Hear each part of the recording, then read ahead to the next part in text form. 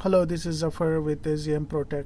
In this video demonstration, I'm going to show you how to create a storage pool as well as a virtual disk. So what I have here is 3 extra hard drives in this server. And let me show you something here. If you go into my PC, those 3 hard drives are not showing up. And now also if you go in here, into the computer management and then you go into disk management, you see the hard drives are listed in here. The reason it's showing up in here is because they are being not initialized, they just been plugged in.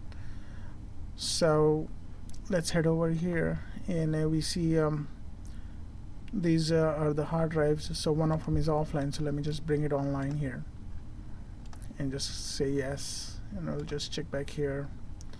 Nothing else has changed. So next thing we're gonna do is initialize these hard drives. So just right click and click initialize, and then you might want to select GPT and then all 3. Yes. So it's gonna take a moment to initialize it, and then it put them. Okay, so this one is offline still, so let me bring it back online. Okay, so all drives are online now. So there are 3 drives here, so let's click on storage pool, and then 3 physical drives are showing up here. So in here from the top, click new storage pool and then click next, and then we're gonna give it a name data underscore. Okay, and then you could name it whatever you want and give it a description here, what is being used. So very important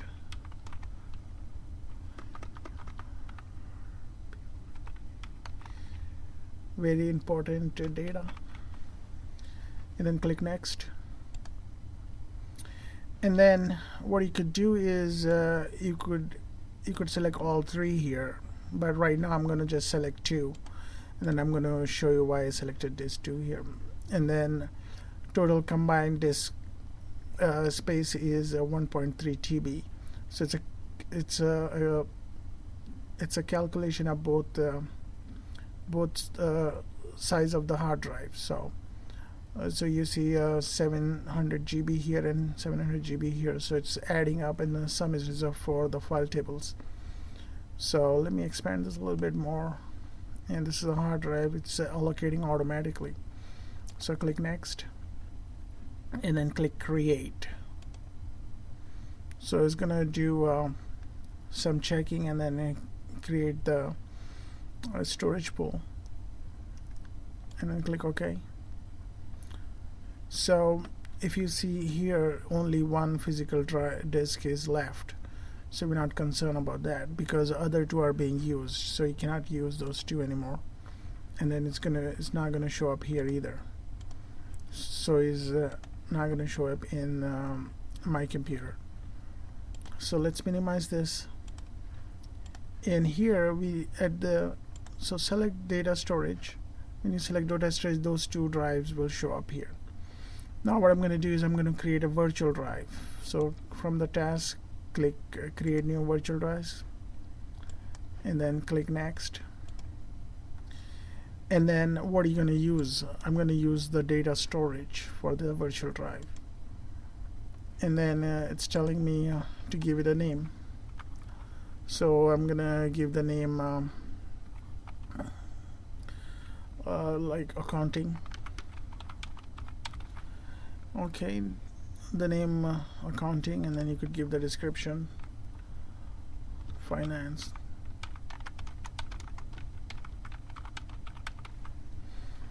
And click next. And now we have option here. If you do simple, it's gonna save the data across 2 drives. If you do mirror, it's gonna save. It's gonna take out it's going to save on only one physical drive, and the other physical drive would be the backup or the mirror. It will copy the data on the board drive simultaneously. So this is a very good option. If one of your drive fails, you have a backup for your data on another drive.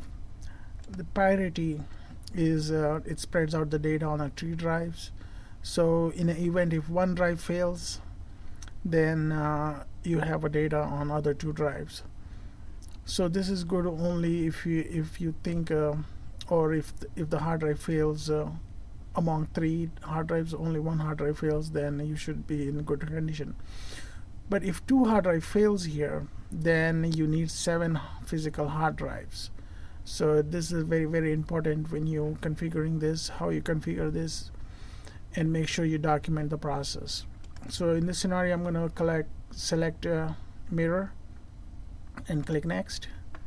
And then I'm going to show you something in here. At the same time, I'm showing you nothing is showing up here as a secondary drive. So, and then we want to keep this as fixed. And then I'm going to use the maximum size. So the maximum size it's going to be a maximum size of one drive. It's going to be 698 or 97 over here. So click next, and then click create.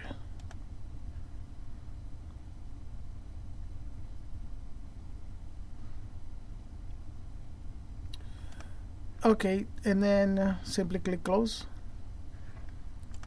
Okay, so nothing is showing up here. So the 2 drives are ready to be used.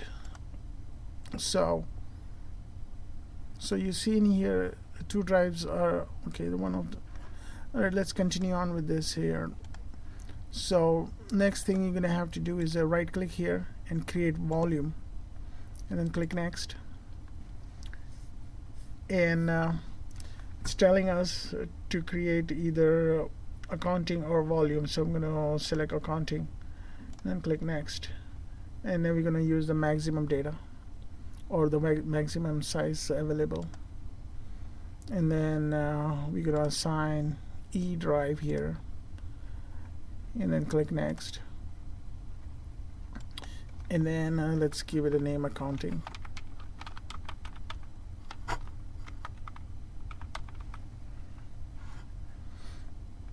Okay, click next and click create. Alright, click close. So if you go in here, see all of a sudden the E drive is showing up, and you have this newly created drive. Now notice that the size of the drive is about 700 GB.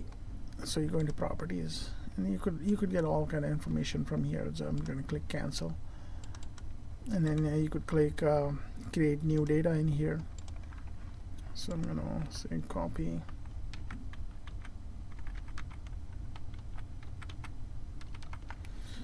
So should anything happen, if you end up deleting something in here, your administrator will be able to gather or retrieve some information from your backup drive, which is the secondary pool drive. So this drive is showing up as a disk 4, but disk 4 is a combination of 2 drives, 2 physical drives, disk 1 and disk 2.